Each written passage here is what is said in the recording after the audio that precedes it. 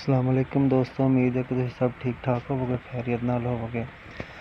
दोस्तों कल तो मैं दिखा रहा सी आलू बुखारे का पौधा। तो आलू बुखारे के पौधे नाल कल वीडियो में बनाई सी नवी ताज़ी, क्योंकि मौसम नहीं हैगा आलू बुखारे का। तो आलू बुखारा लगा होया नहीं सी, ते इस वास्ते मेरे को पिछले साल की एक वीडियो पई सी जी मैं तुहानूं दिखाउण लगा आलू बुखारे की। कि दोस्तों आलू बुखारा जो छोटा होंदा इस किस्म का होंदा, इस तरह का होंदा, माशाअल्लाह बहुत प्यारा लगता। आस्ता आस्ता फिर बड़ा हो जाता, ठीक है।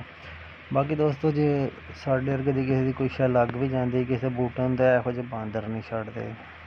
आ देखो किदां लमकिया पिया आ बांदर, तो ये नहीं छड्डदा किसी की कोई शै मुरब्बे दे विच।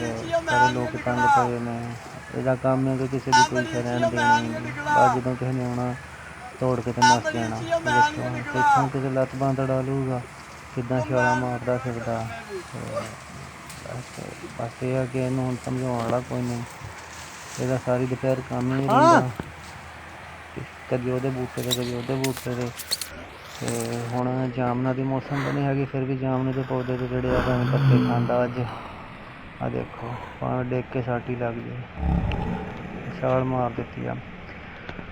ठीक है दोस्तों, इंशाअल्लाह नवी वीडियो फिर हाजिर होवांगा तुहाडी खिदमत विच नवी वीडियो लैके। खुदा हाफिज़।